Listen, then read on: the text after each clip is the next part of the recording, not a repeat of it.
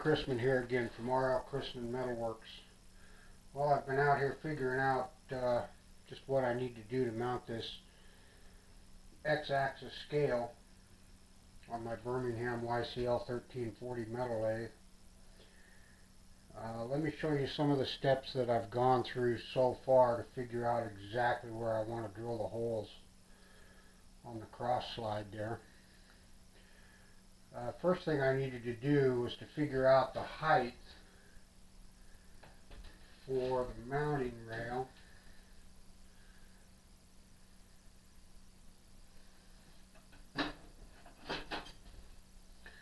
Which is right here. The mounting rail will bolt on the side of the cross slide here like this. The scale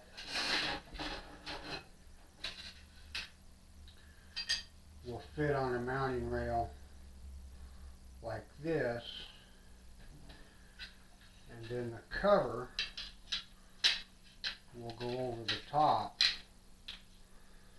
like that.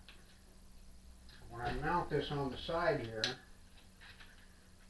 I want to make sure that the top of this cover is below the surface of the cross slide, so that if I ever have anything else on here or whatever, I don't want anything that's on top of this cross slide interfering with the cover on this scale. So I want the scale mounted slightly below the cross slide. So what I did, this cover when it's on here is flush here with the top of this mounting rail. So I needed to figure out what the thickness is on that mounting rail.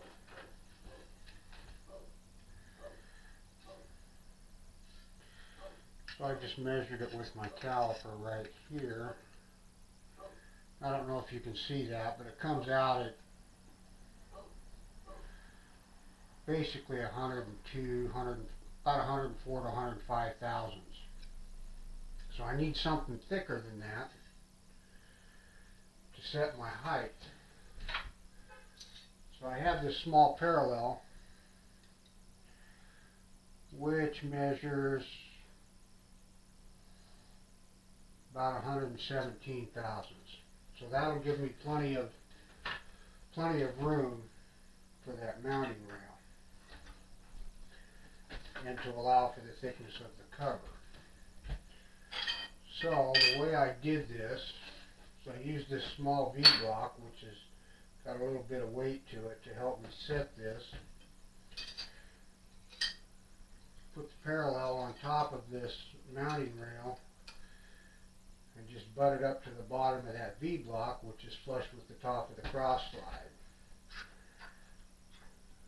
And that sets my height for that rail, and it will also set that rail parallel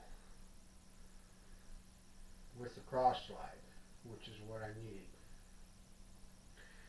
Then I'm basically just centering the rail on the cross slide like that. And then I took my red pen and I just marked these two mounting holes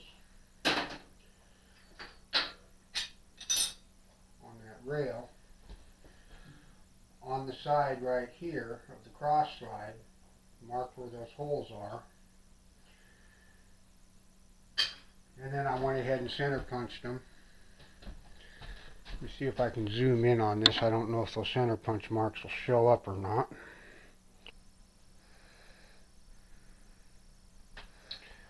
Okay, there I got the zoom to working. Right here is one center punch mark. Right here is the other center punch mark. So that's where I'm going to drill the holes to bolt that mounting rail on. I'm going to use M5 screws to mount that rail with. So I need to drill those holes so that I can tap for M5 screws. According to my tap drill chart, I need a number 30 drill bit to tap for M4 screws. So let me get set up to drill that, and we'll be right back.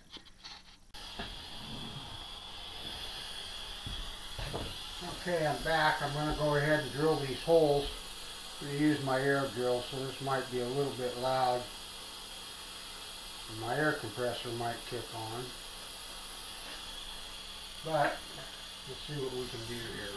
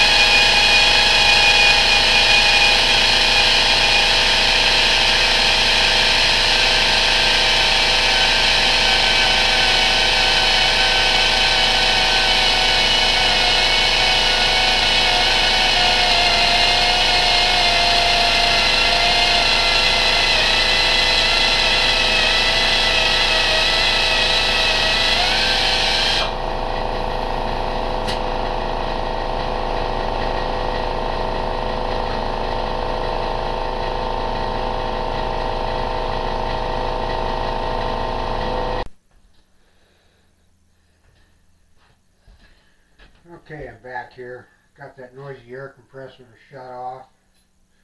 Got those two holes drilled. Got my M4 tap here. My tap handle is too long to use in this spot. A little oil in these holes. Put it on the tap. So I've got a small wrench that'll fit my tap, and I'm just going to use that to guide this in here.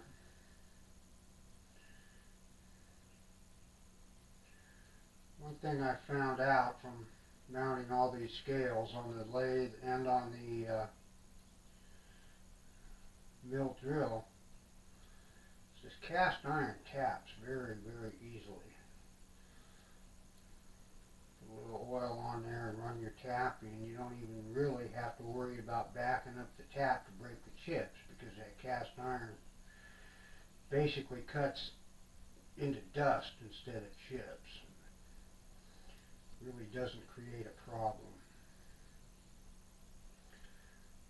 See, I can just turn that tap right in there without having to back it up to break chips.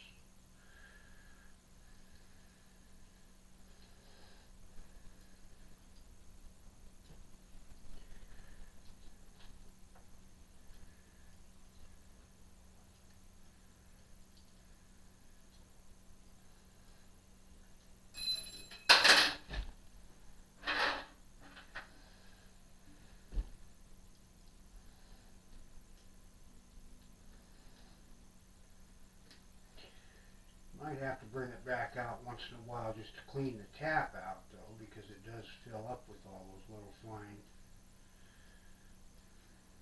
pieces of cast. Like I said, it basically just turns into almost dust instead of chips.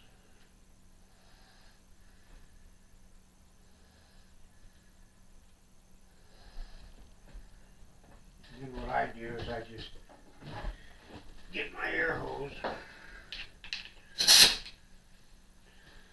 I can clean that tap off real easy. I'm going to clean this hole out. Get the right one there, it might help. I'll put a little bit more oil in here. A bit more on the tap. I'm going to run this tap in just a little bit deeper. I was almost where I needed to be.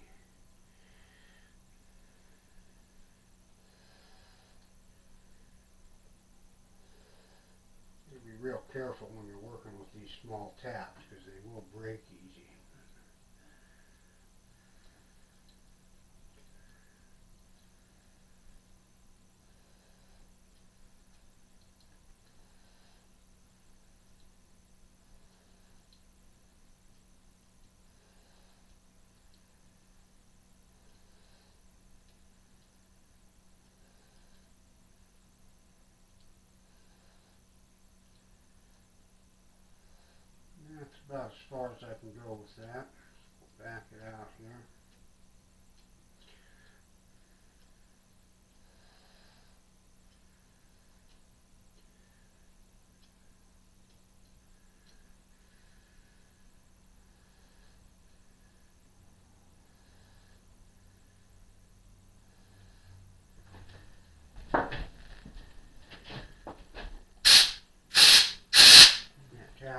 Again, we'll clean this hole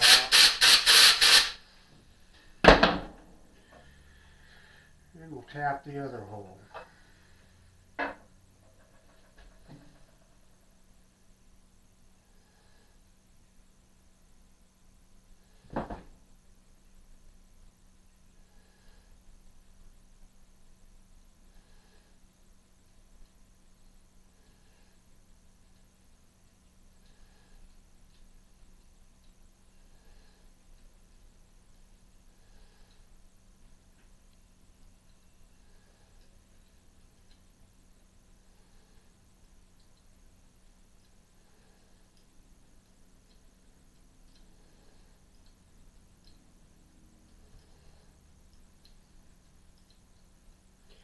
I know in most of these other scales when I was mounting them, I didn't really show when I was drilling and tapping these holes.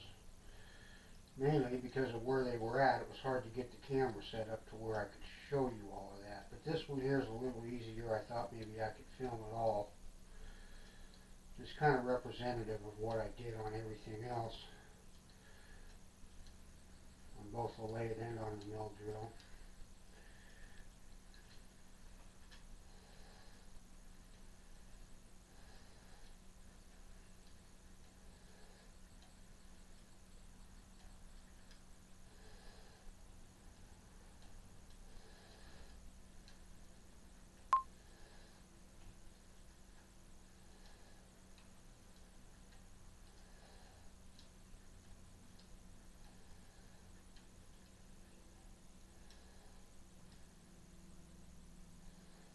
And that's about as far as I can go with that tap.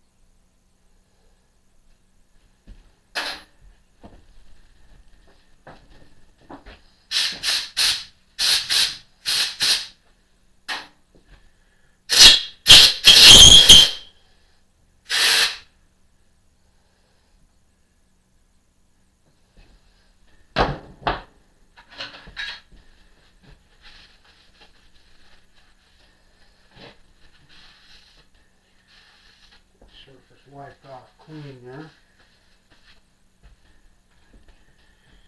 What I'm going to use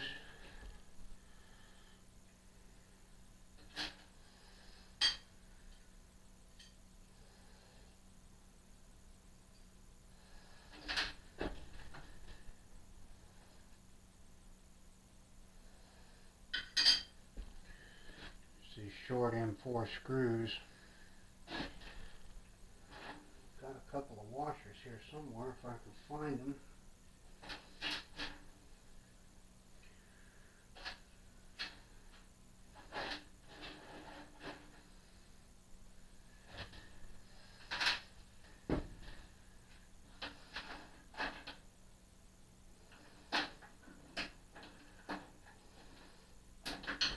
There they are.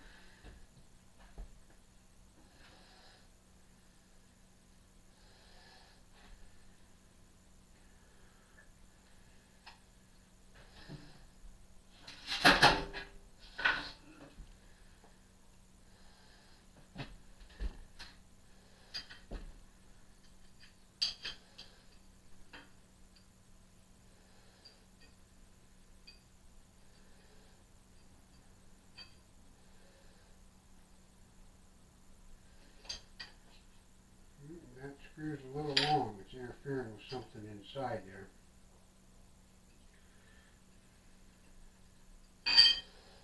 Got a little bit shorter one here that I can use. But yet it's still long enough to mount that rail on there.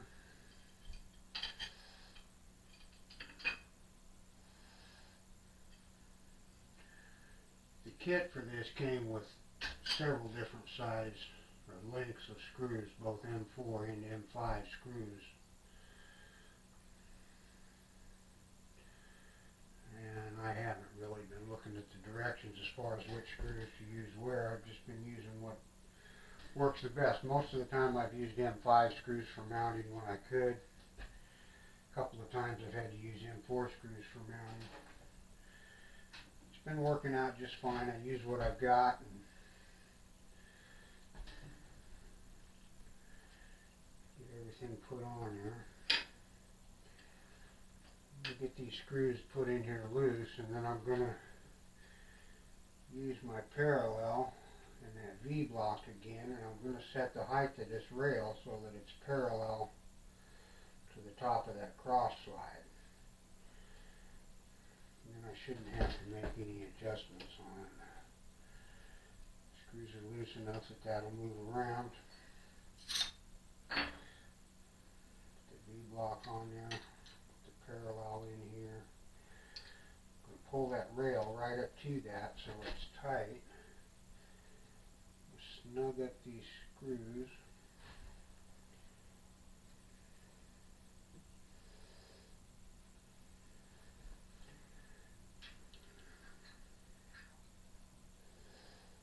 Keep that all right there, and I'll go ahead and tighten them down.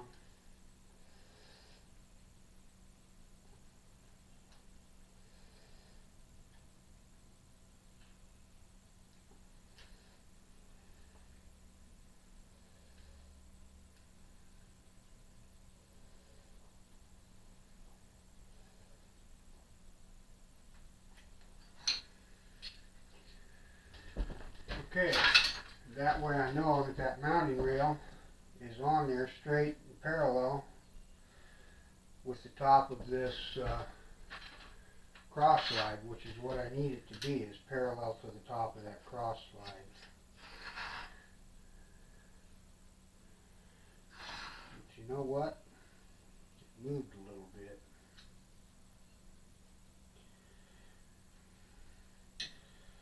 Let's see if we can reset it here. This end here came out just a hair high.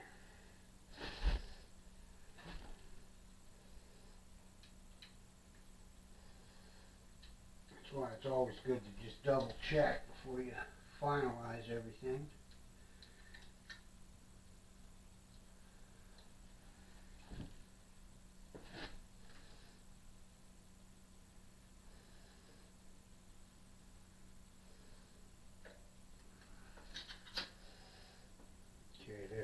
Flush.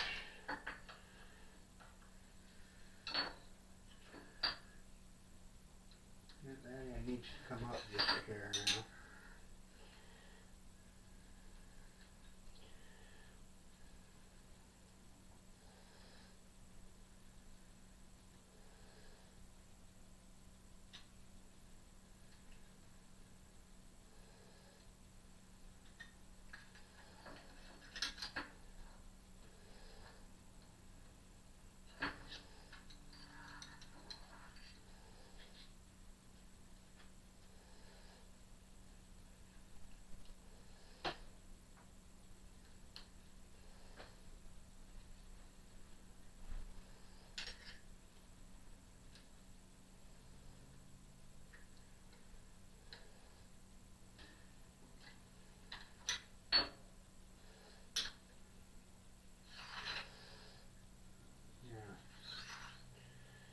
Rail's perfectly flush with the top, or parallel with that cross slide.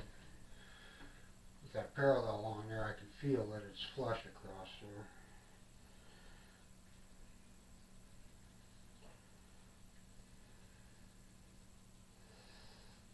there. And that's definitely close enough for what we need here.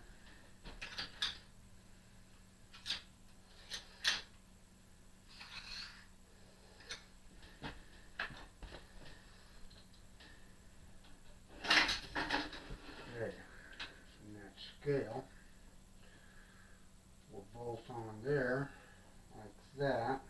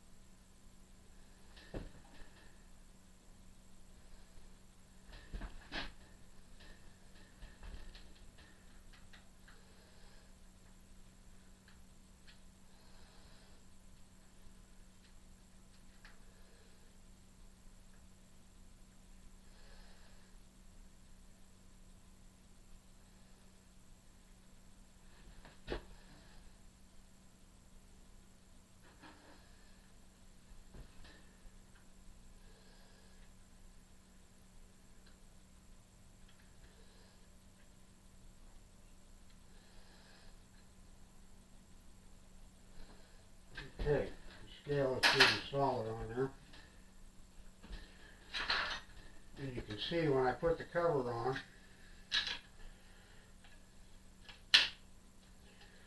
the cover is actually below the top of that cross slide. Not by much, but it is below it, which is what I want. It doesn't have to be a long ways below it, just so that it is below it. Let's see there's room there. That's what I want. I just don't want it interfering with anything up there. Now, I need to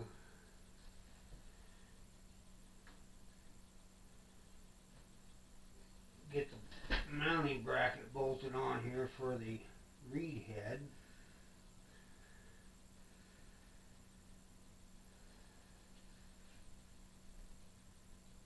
I made some marks on here earlier where I wanted the reed head to sit so that I've got clearance when my cross slide is moving around.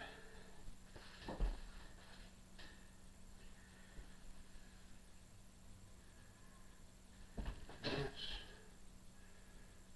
right there.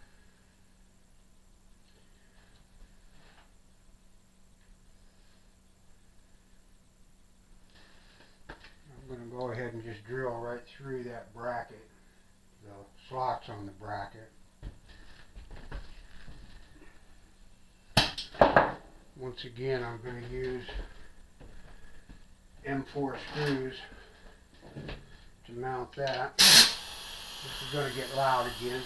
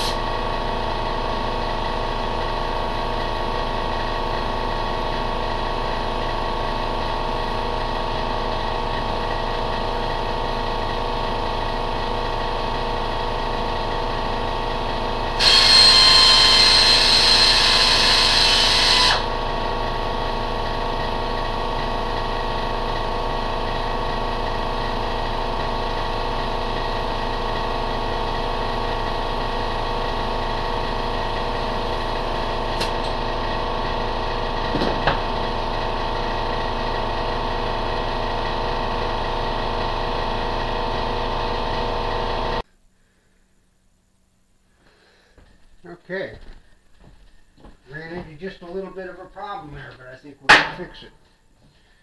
The first hole that I drilled with that number 30 drill bit for that tap, just as I got to the depth of the hole that I wanted and was getting ready to pull the bit out, the bit broke off. I can't get that out of the hole, but luckily there's enough room both in that slotted hole on the bracket and on the saddle that I can drill another hole just below it, and the other hole is going to be fine. I don't have another number 30 drill bit, so I'm going to use a number 31 and see if I can tap the holes with that. So let's try this again.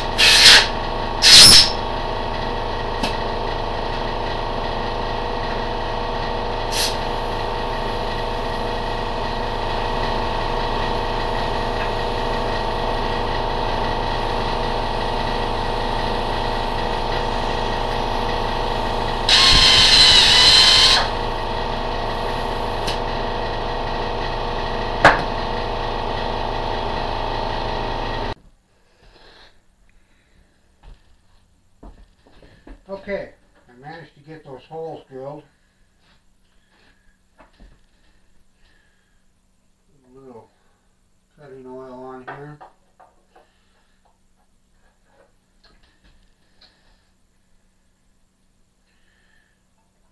See if I can tap those holes with that smaller. I had to use this one size smaller drill bit than what it calls for.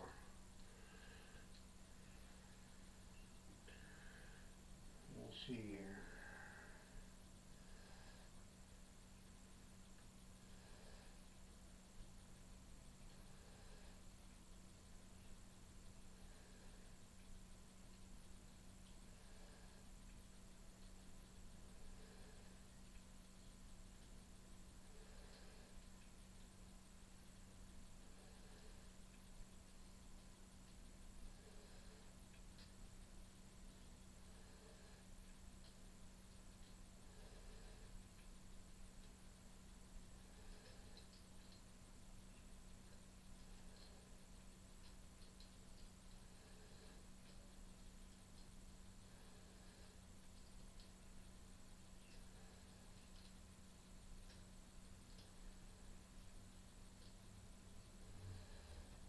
Back that tap out, clean it. Clean the hole out, and then I'll finish tapping that in the rest of the way.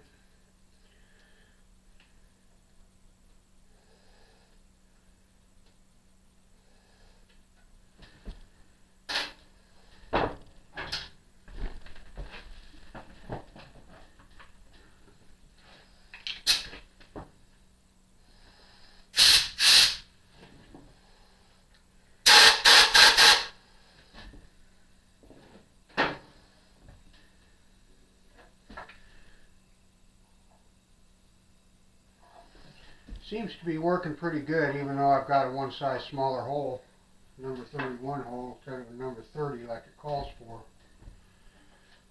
It's still tapping fairly easily, so you don't always have to have the exact size it calls for. Sometimes you can get away with the next size smaller hole.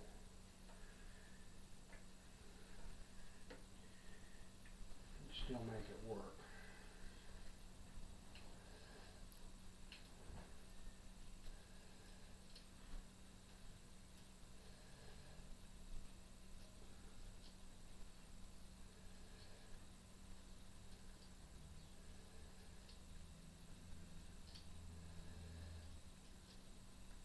Drill bit that I broke off is the only number 30 drill bit that I have. I could have taken the time to go ahead and sharpen it now or even go buy another one, but I wanted to try to get this job done. So we tried with the next size smaller hole. And like I said, that seems to be working out just fine.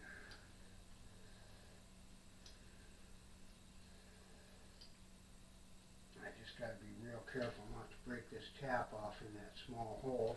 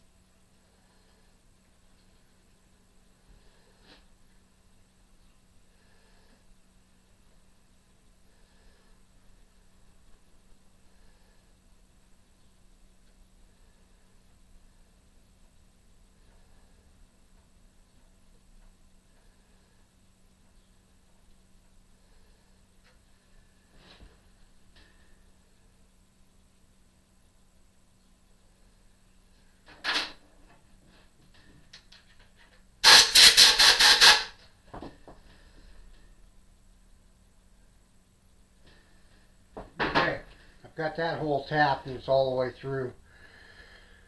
I'm going to go ahead and turn the camera off, just in the concern of saving some time here on the video.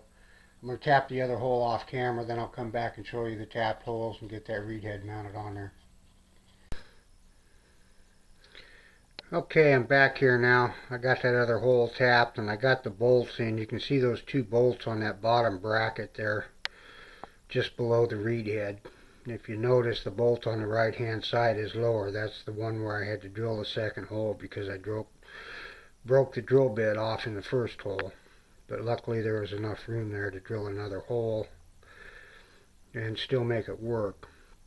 Also, that casting where I bolted that bracket to was off just slightly on the left side. With that bracket bolted to the reed head, it was touching the casting on the right side. There was a little bit of a gap behind it. I put about a 12,000th shim in behind that bracket on the right side where that bolt is, just to take up that gap. That's something you have to be careful of when you're mounting these. If the castings aren't machined where you're bolting things to, you've got to use his shims. There are shims that come in the kit with these things, so use whatever shims you need to get things bolted tight, but yet without putting any strain on that reed head or the scale. So anyway, that scale and that reed head are mounted. I'm going to go ahead and put the camera back on the tripod. I'm going to go ahead and mount the cover on that scale. And then we'll move on to mounting the actual readout itself up on the headstock of the lathe. Okay, back here now, camera's back on the tripod. Here's the cover for that scale. It sits on there just like that. And this cover is held on with two little Phillips head screws. The rest of the covers all had Allen head screws on them that held them onto that rail. This bolts into the rail, not to the scale itself. Or screws in, rather.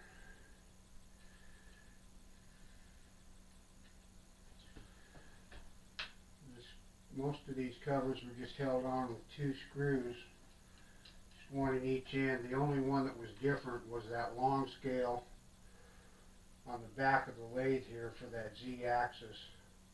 It had three screws that hold that cover on. This one just has two. So anyway, the scale is mounted, the reed head is mounted. I'm going to clean all that stuff off the top of the headstock up there, and we'll move on to mounting that readout. Be right back.